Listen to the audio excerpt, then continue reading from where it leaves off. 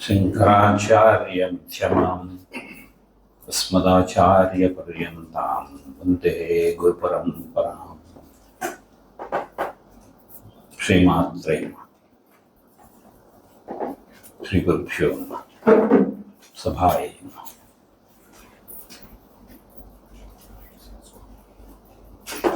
Those are very kind words from Swamiji. Except for a spelling error towards the end, instead of Urdu, I think what he meant probably was Buddha. Because everybody is Buddha. That's what Raman Maharshi told. When somebody said, "Sir, you are a Buddha, we are here to learn." No, everybody is here Buddha. Some people know that fact and some people don't. That's the only difference. All sadhana is getting to know that simple fact that we are already Buddhas. We are not trying to become Buddhas. Opinions can change, but facts can't be changed. And the highest fact is that we are already Buddhas. Somewhere along the line, some memory slippage has taken place. We have to recover that memory. Nasto moha smrutir labdha. That's what Arjuna says. Is there jnanam labdha? He doesn't say that. Smrutir labdha. I got back my memory that I am an eternal self. And Jagadguru facilitated that remembrance. And that's why it is Bhagavan Vacha. If you see the text, it starts with Dhritarashtra Vacha, Dharma Kshetre, Kurukshetre. And ends with Sanjaya Vacha. Yatra Yogeshwara Krishno, Yatra Partho Dhanuttara, Tatra Sri Vijayo Bhutir Dhruvani Tirunama. In between there is Arjuna Vacha. So in Sanskrit it means Dhritarashtra Vacha. Dhritarashtra has said, Sanjaya has said, Arjuna has said. It would only make sense that Sri Krishna has said. But great Vyasa did not use the word Sri Krishna Vacha. He said Bhagavan Vacha. So the person who is speaking there in Kurukshetra addressing Arjuna is not Krishna, who is son of Vasudeva. For those glorious moments or minutes or whatever, it was a timeless discussion, actually it was. It was Bhagavan. And only then it makes a lot of statements make sense. Aham Atma Goda Kesa Sarva Bhuta Sthita. So I am present in all beings. How can a 6-foot Krishna be present in little insects, little organisms? He is not talking about the Krishna at all. He is talking about Krishna consciousness, the pure consciousness which pervades the universe, from the smallest, from the most mundane to the most sublime. So there it is, Bhagavan Vacha. And the great masters won't say these things directly. Lord Vyas could have introduced that. Okay, here he's taking over the mantle as a Jagadguru or Bhagavan. No. He leaves a question there. Suddenly you say Arjuna Vacha. Why is he not saying Krishna Vacha?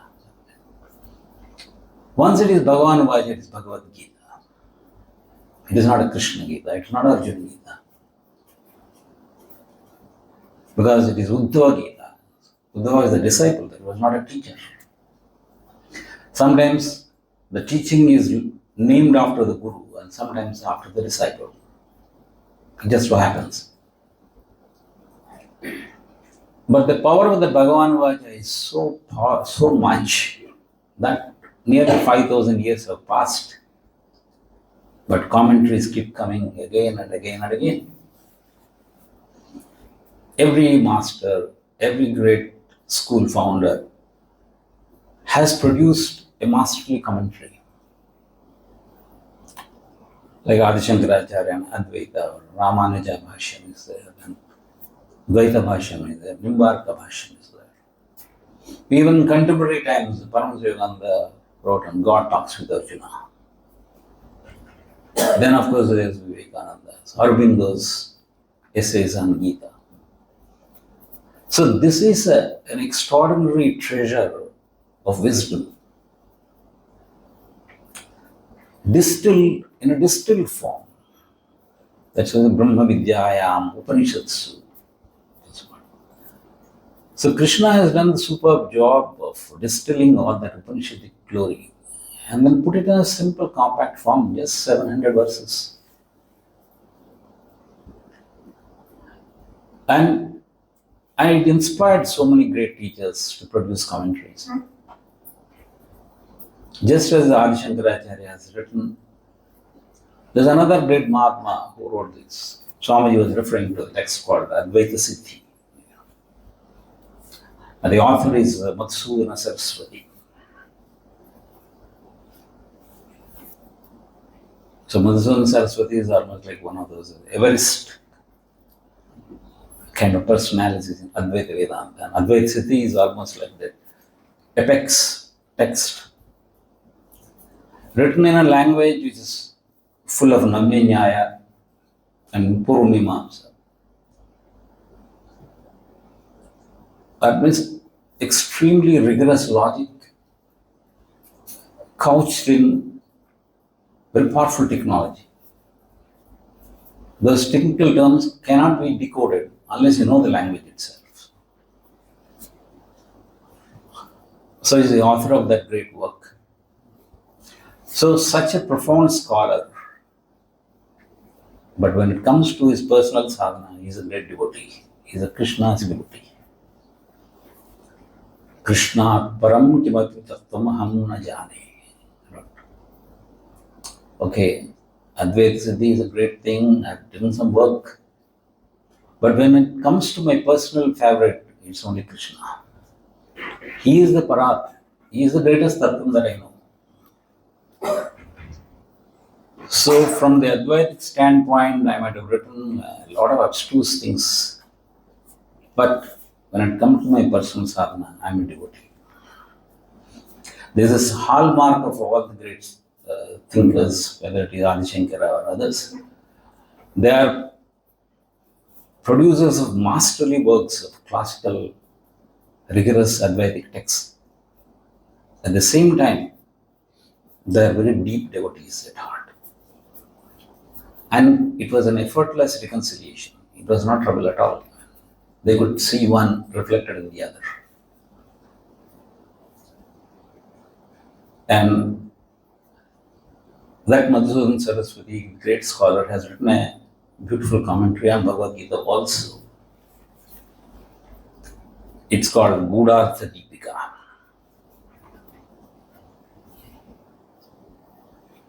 In that, there is a beautiful verse in which he explains his own personal way through which he attained Mukti.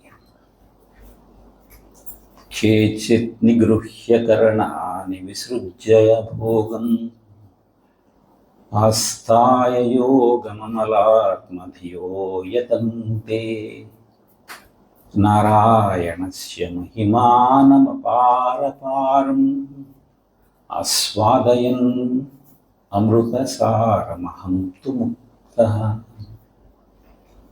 Kechit nigruhya karanani visrujya bhogam.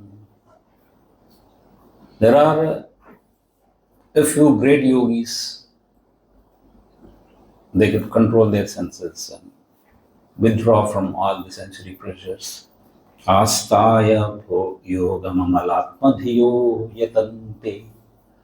So they adopted yoga, yoga prakriya, and attained the high state. I'm not that good. I've chosen a simpler route. Less troublesome, less bothersome, less rigorous, less austere, but more delightful. Narayanasya mahimanam aparaparam. I started singing the glories of Narayana, and syllabus never ends. Narayanasya mahimanam aparaparam aswadayan. Sometimes the journey is difficult, the destination is nice. Here the journey itself is a pleasant thing. Aswadayan Amruta Saram. So when I was singing the praises of Lord Narayana, it was a blissful experience. I enjoyed the journey so much that aham tu mukta. One day I found myself liberated. So the great Advaitic scholar has attained mukti through the route of devotion. And that's what happened yesterday. Yesterday around 9 o'clock I think it started. 9 to 1, what was sung? It was the glory of the Lord. Rudrabhishekam was going on there. An entire Rudram, he is singing of the glory of Lord Shiva. So in his different forms, his manifestation in this universe, Rikshebhya, Harikesebhya. So as trees and Vidyachyayacha, Meghyaayacha, Pravahyayacha, Sarithyayacha. So in the waters, in the clouds, in men, in animals, in inanimate objects. That means everything is a manifestation of Lord Shiva himself. Everything is Shiva Swarupam.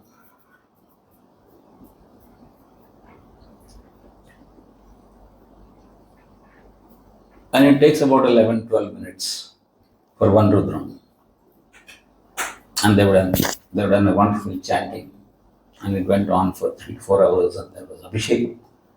So exactly what we were doing is that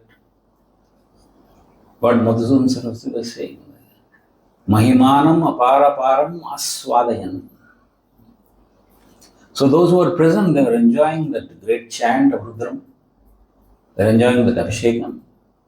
And most of you participated in Abhishekam also. So it was a sadhana actually. Sadhana of the highest order, certified by great Advaitic scholar himself. So anytime Rudram is chanted, it's a pathway to reach God. It's not a set of Vedic verses. It's a celebration of the glory of Lord Shiva. And Lord Shiva who is within us, within each of us. Hrudyese Arjuna Tishtati. Brahmayan Sarvabhuta. So he is present everywhere. Now the only job is, since we are busy seeing outward, Kaschid Dhiraha Yatpratyagatmanamaiksha Avritta Chakshuhu Amrutatmamich. That's what Upanishad says. The senses are designed. This is a design problem. It's not our problem actually. Lord Brahma has designed the senses outward. So they're going out and searching for things outside. But someone would say one question, why on earth should I let them do as they wish? Who is the boss here? If the senses belong to me, if the body belongs to me, if the mind belongs to me, they should obey me. I'm the master. So, Kaschid Dhiraha Prityagatmanamaiksha. Said, okay, I have searched enough outside. Now let me see what's there inside. So, Avritta Chakshu. So, the great sadhakas are the ones who have turned inward and searched and discovered that the highest self from which one ray is manifested as a universe. If that's the power of the universe, then what is the glory of the sun from whom these rays are manifesting? And that inner sun is called Atma, or Pratyeka, or Parama, whatever. And for the facility of the devotee there are Upasya forms are referred to. So Lord Shiva, Lord Vishnu, Lord Krishna. But eventually, Ishvaro Gururatme Murti Bheda Vibhagini Vyomavat Vyapta Deha Dakshinamurtaye. So it is the Dakshinamurti who appears in three forms: Ishvaro, Guru, Atma. So he appears as separately as Ishvara, separately as Guru, separately as myself. Since there is a A, B, C, I have to find an equation. So I am an A trying to reach C through B. That's how my starting equation commences. And system says, fine, okay, that's good for starters. Then at some point it says, Guru Brahma, Guru Vishnu, Guru Sakshat Parabrahma. So B and C are equal. Now only two things to deal with. And finally, Atma is, Guru is nothing but your own Atma. So yesterday, the Guru Stotram, the 108 names, beautifully chanted by youngsters. But the accent is flawless. So congratulations to them and to those teachers who guided them.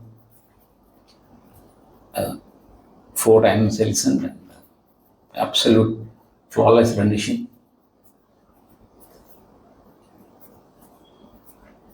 And one of them is Geeta Prajnaya Namaha.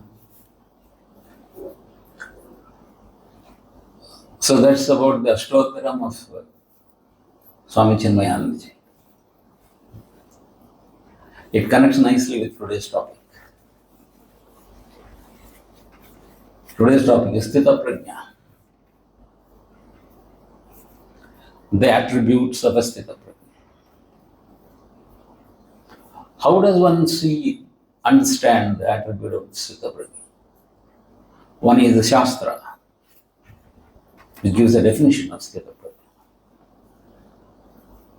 Sthita parinistita prajna yasya saha Geeta Prajna.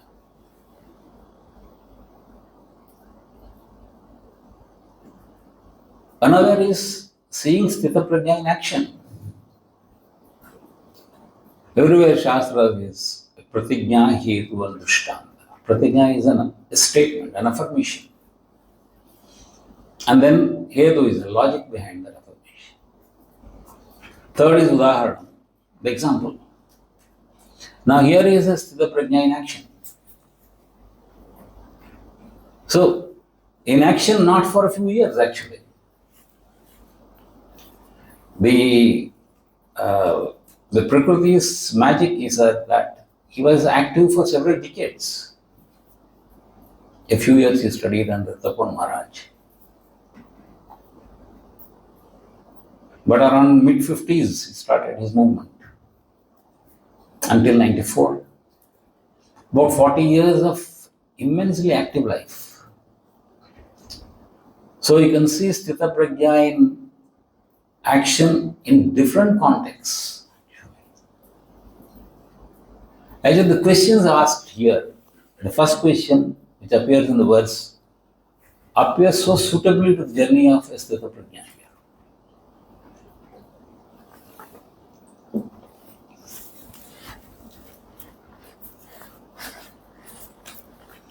It starts as Geeta Prajnasya ka bhasha samadhistasya kesava stitadhi kim prabhasheta kimaseta prajeta kim. The question is very interesting actually. So Arjuna is not just a seeker, he's a very profound thinker. So his questions are so pertinent, so profound. If you ask a good question, the teacher can produce a good answer. Now, otherwise, he has to struggle to convert it into a decent question and answer. Now, Arjuna has asked a very profound question. Sthita prajnasya ka bhasha. Sthita Pratisthita Ahamasmi Param Brahma iti prajna. So this prajna is this kind of a thing, unshakable this. That prajna is Ahamasmi Param Brahma. This is the prajna. Not supreme intelligence, not sharp intellect. That's what is meant here. I am that supreme self. Ahamasmi Param Brahma. This is the prajna. And this is anchored. If it comes and goes, then it's not a Sthita Prajna. If it is like a Zen Satori appears, a glimpse, then it's not a Sthita Prajna. He has to work hard on that.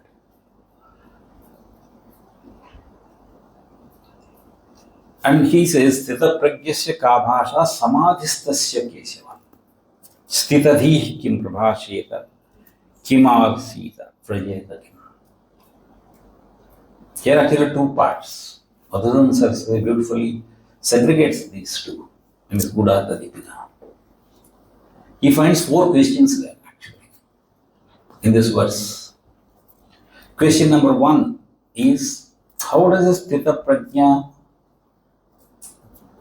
cognized by others when he is in Samadhi? Because he doesn't cognize himself actually. Unless self-awareness, you call it cognition. Because others are looking at him, others are observing him. He is anchored in his Samadhi state, his state of awareness. And second one is when he is roused from that Samadhi, when he moves about in the world, what does he do? Kim prabhasheta kim asita vrajeta kim. What does he speak? Or how does he speak? How does he sit? Vrajeta. How does he move? In fact, these three are the distinguishing hallmarks of any enlightened master.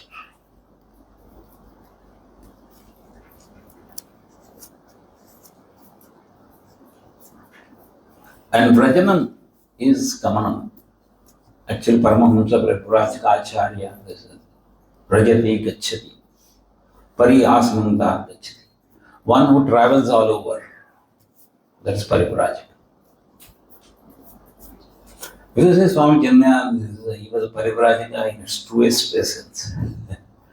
He traveled not only all over the country, he traveled all over the world. Probably no Parivrajika traveled that much. So many times. If you see the map right from this end of Australia to other end of California, I think all Chinmaya centers are dotted. So it is a Parivrajika in its purest form,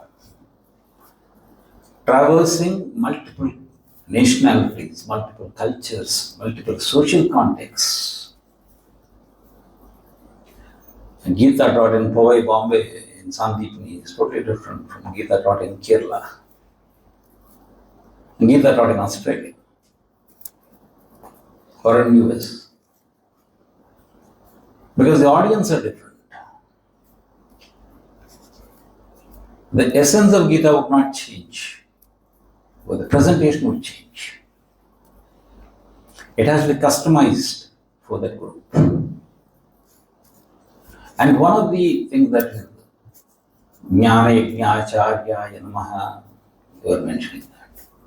So he has translated entire Gita into a great movement actually.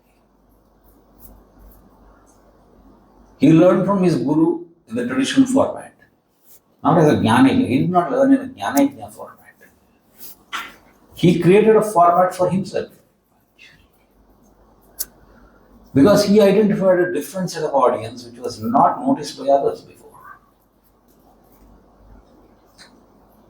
He was addressing the intellectuals who were conversant with English. That was the target audience for him. Earlier the scriptures were in Sanskrit, the commentaries were in Sanskrit. And scholars taught in local languages. So Gita was popular in local languages. It's popular in Sanskrit, including the commentaries. But he found a niche here where there are the people who can influence society, who can shape the society. They are the opinion makers. And they should get this highest knowledge, highest wisdom. And you can't ask them to learn Sanskrit now. It's easy to use the language, already they know. So to me, this is another distinguishing hallmarks. That Rajanam is not just going and meeting those people. If you go to California and speak in Sanskrit, how many will listen? So that gamanam of different places involved acclimatization with different cultures and getting to know those realities and addressing the issues that are contemporary and meaningful to them. They are not interested in Gita per se, actually. Everyone is interested in the resolution of their own immediate problems. Can Gita provide that relief? If it can, then go for it. It's an extremely pragmatic way of going about it.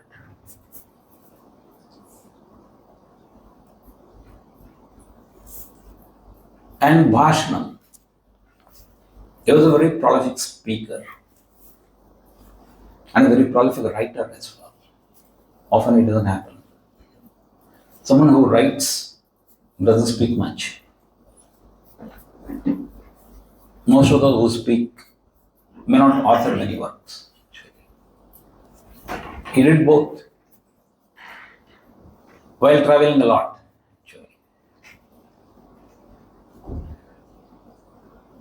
So the first question actually is like Tapon Maharaj. Sutta prajnasya ka bhashda samadhistasya kesha. Most of the time he is self-absorbed. He did not come down from those Himalayan heights. Uttarkashi, Max, Rishikesh, nowhere. Not to the plains at all. Though he hails from Kerala, that's a different thing. Because his makeup, his projection, the uniqueness of his Sthita Prajnatva is that he prefers to be in Samadhi. The script of each Sthita Prajna is unfolded differently by God. It doesn't repeat. But his student is not a prototype at all. He is a total contrast. He redefined himself, the role of a student, role of a teacher. And he didn't construct a Sandipuri in Uttarkashi. He created it right in the metropolitan city of Bombay. Not the austere caves in which he lived, but very modern buildings, comfortable infrastructure. That's the difference. But very rigorous when it comes to scholastics. Day starts at 5, ends probably at 10. Just catching a bit of sleep and then ready for next day's work. And goes on and on for 2.5 years. No holidays. No holidays. This relentless pursuit, that is Adhata Brahma Jignasa. Someone who can go through this not as an ordeal, but as an opportunity, he will survive. Otherwise, he will be a natural dropout. He doesn't have to be dropped out, he drops out himself. The system compatibility is ensured because a sadhaka has to put through that kind of degree of rigor. And you can't have Sandipni course of 10 years. Even this 2 is pretty long actually. So he has to be prepared to go on to the world and handle it himself. Live there. Live this Vedanta.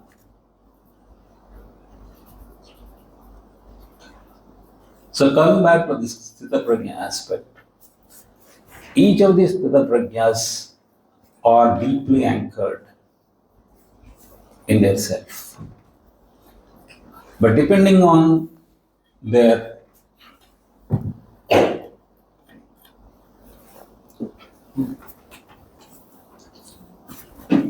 karmic requirement,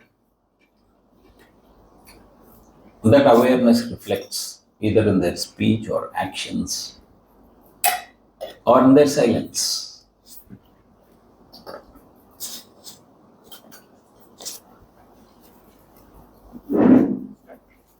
Though sometimes one might see the external manifestation of a teacher very clearly, there is always an underlying power beneath that. I think Vilasini Balakrishnan, she spent several decades with Swami Chinmaya, traveling with him, helping him. She made a very powerful, great observation. She said, most people are aware of his on-stage presence. On stage, he is a great, powerful speaker. His presence is amazing and sweeps you off. This powerful oratory opens up new lines of wisdom. But there is a different personality off stage. He was always absorbed in silence. He was absorbed in profound silence, which we could all feel. So it is that center of profound silence from which all the actions proceed. It's not as if they plan to do X, Y, Z. That intuition guides them that this is the right speech for this occasion. So it is that kind of awareness, that profound silence is what is meant here is prajna, sthita prajna. Once almost the same question was asked to Nisargadatta Maharaj. Some of you would be knowing about him. He is another great master who lived till 1981 in Bombay, in a little place. He was running a little shop. He studied in Marathi, only up to third or fourth standard. But the questions and answers, the questions he answered were so profound. And one of them actually asked this kind of questions. So Maharaj was having his lunch at that time. So some visitor said, we find you eating this chapati, waiting for it. So, is your behavior or thinking different from us? He said, at one level it's not much different. I eat the same food, I have the same hunger, same appetite. But at another level, there is tremendous difference. He said, what is that? You are constantly aware of your body and you are constantly attached to your body. I am not. In fact, many times I am not even aware of my body.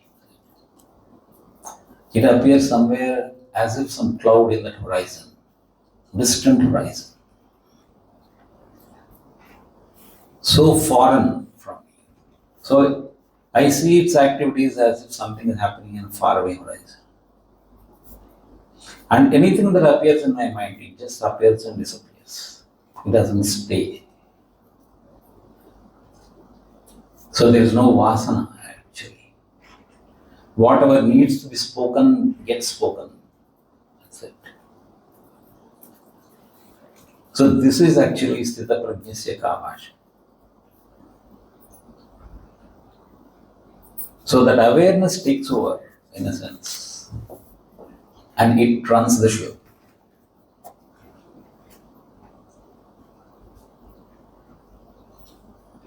If that is the state of sthita prajna, how does one get there?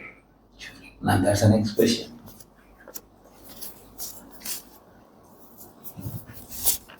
And often it is a difficult challenge even for them to explain. So each one has come through a different route.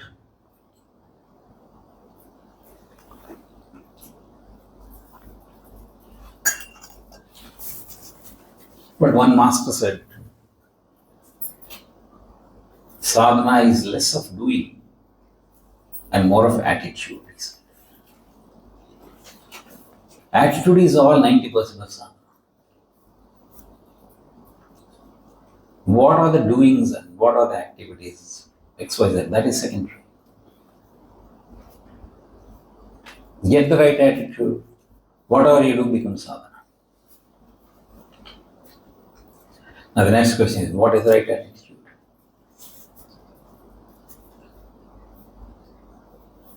That's what actually Swami Chinmaya answered it in a letter very beautifully.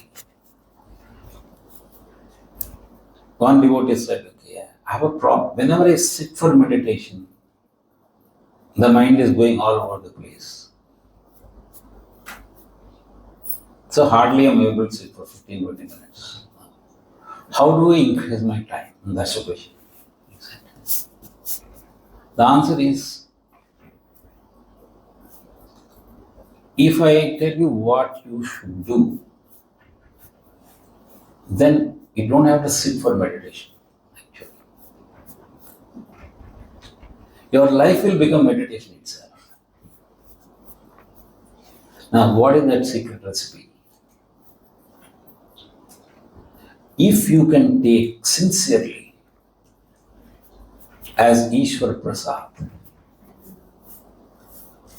all your successes as well as failures, all your joys and all your sorrows, all your glories and all your frustrations.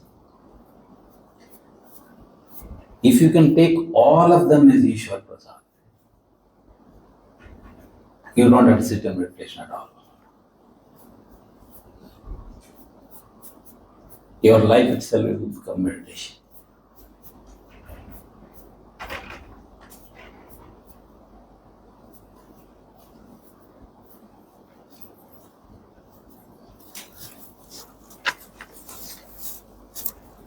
In a sense,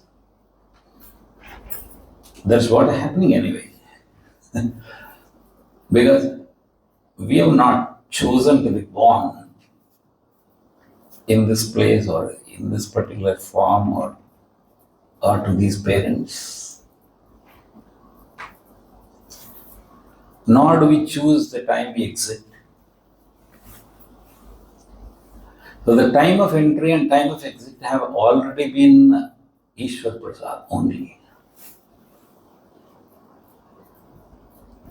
In fact, by default, whether we like it or not, whether we accept it or not, the whole life has been God's gift, Ishwar Prasad.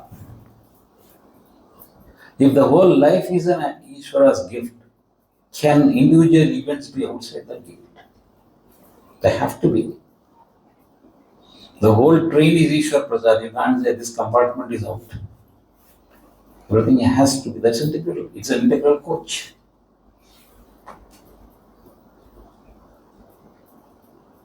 So if we remember that the whole life itself is a gift from God in its entirety, which is a fact of life, then the individual events, we call them debit or credit. Whether you call it debit or credit, it's still a passbook. It's an account with the bank. If the whole account belongs to God, then both debits and credits belong to Him. It is His prasad.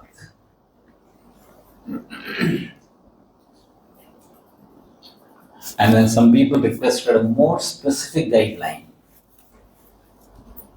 He said there are three things: quietness, alertness, and vigilance.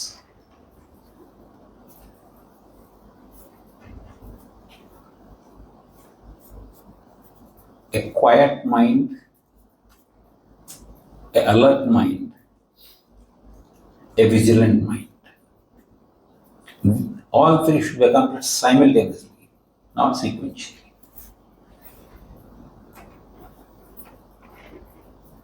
Then it becomes a contemplative mind.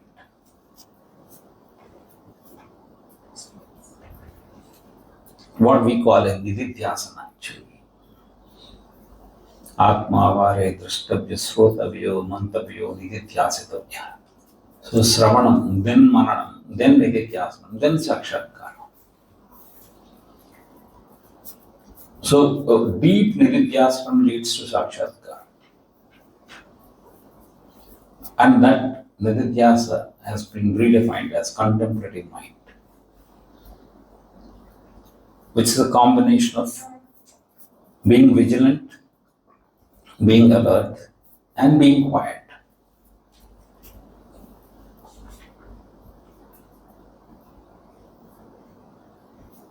Often we can get one, but we can't get all three at the same time.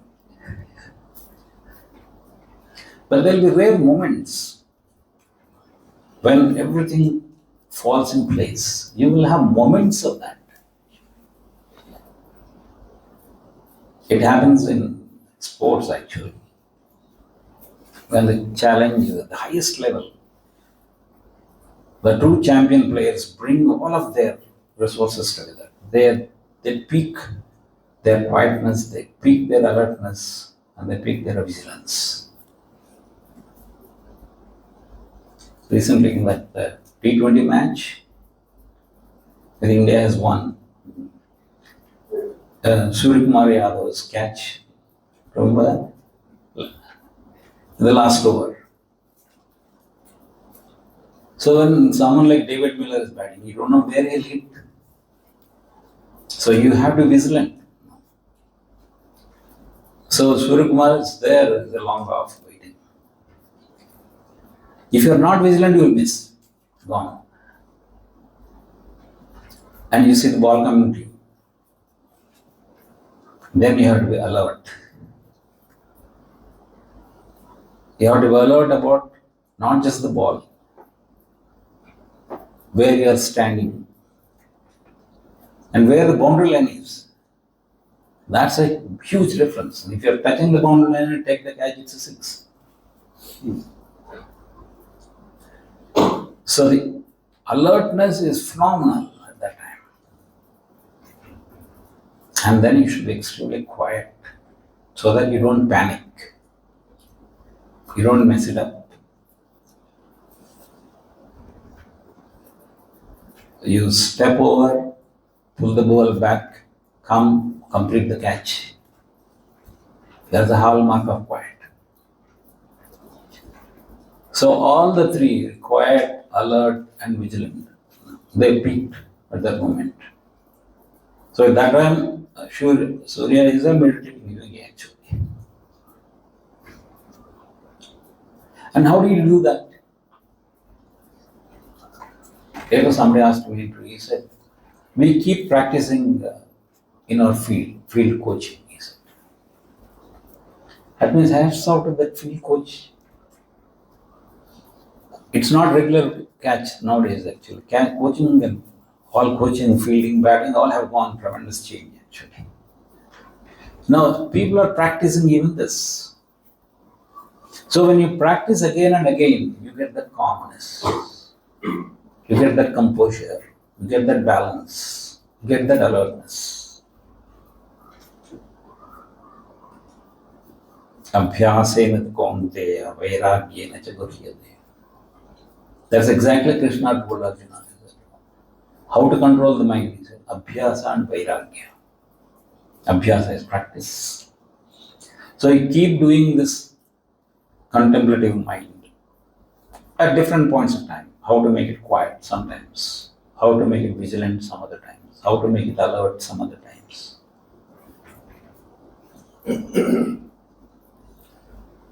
So this abhyasa will lead one day for simultaneous culmination of all of them. It's inevitable. So once you keep practicing something, it has to bear fruit.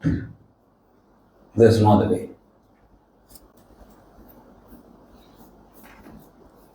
And all the Sthita Prajnas also say that this is a journey. We have been doing it. And then one day it clicked.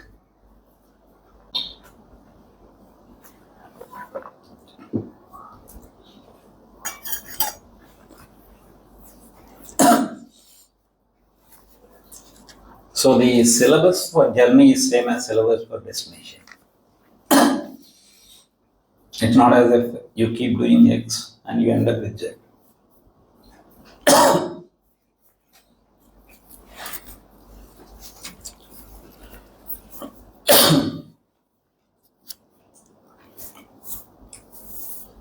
That's why I've isolated this paragraph, which is so good. Shankara Bhashyam, which appears to this verse. सर्वत्र एव हि अध्यात्मशास्त्रे कृतार्थलक्षणानि यानि तान्येव साधनानि उपदिश्यन्ते यत्नसाध्यत्वात् यानि यत्नसाध्यानि साधनानि लक्षणानि च भवन्ति. This is like Einstein's principle given by Adi Shankaracharya.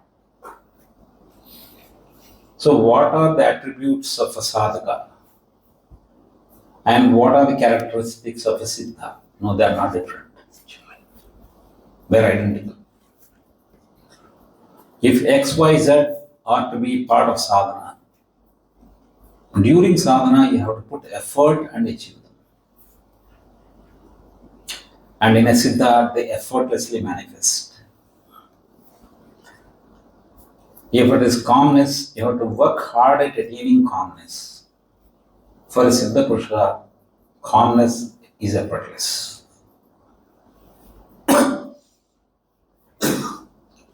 To work hard at alertness is during sadhana. You become naturally alert, effortlessly alert if you are a siddha. So vigilance becomes your second nature if you are a siddha. But being vigilant is part of sadhana during sadhana stage.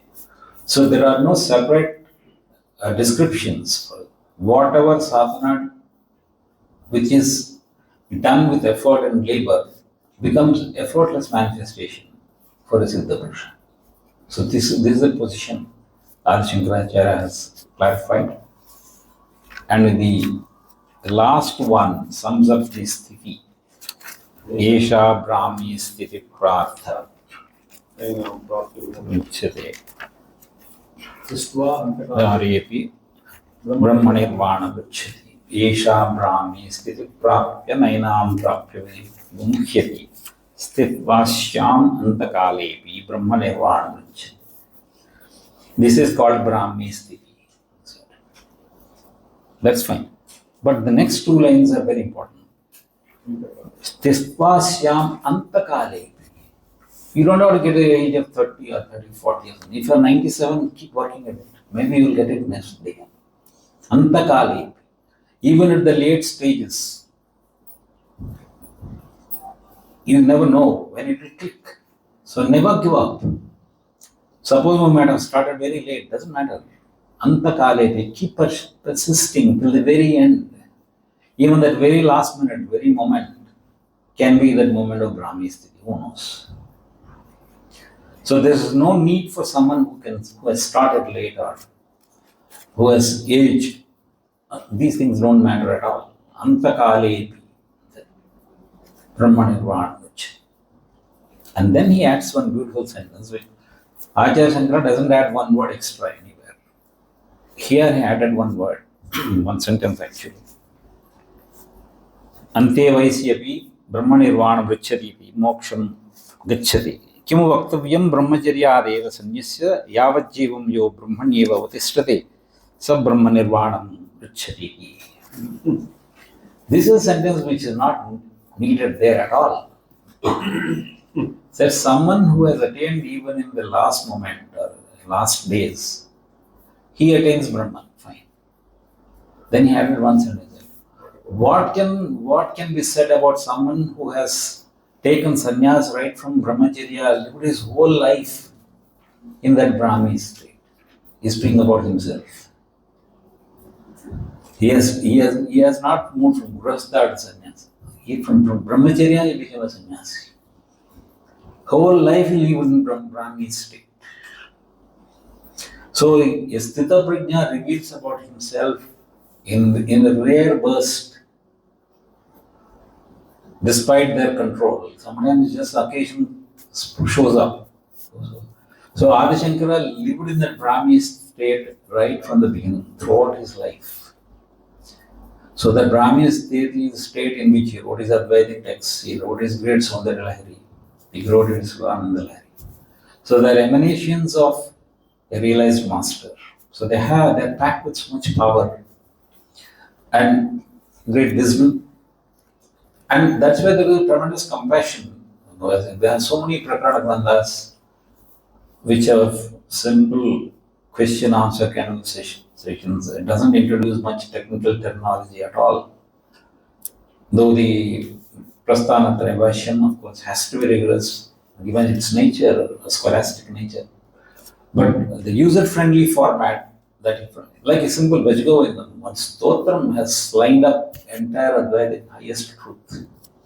So he has been a great devotee, a great scholar, a great philosopher, a great Jagat Guru, and a Sthita Prajna. So anytime we are studying Shankara's work, actually we can remember that we are reading Sthita Prajna's work. It makes a huge difference. And anytime we read Swami Chinmaya work, you are reading Sthita Prajna's work. And read Tapovan Maharaj's work, you are reading Sthita Prajna's work. So if you want to become a painter, keep company of great painters. You become one painter one day. So if you keep company of Sthita Prajnas day in and day out, one day with their grace, it's not impossible to become Sthita Prajna. And thank you for this opportunity.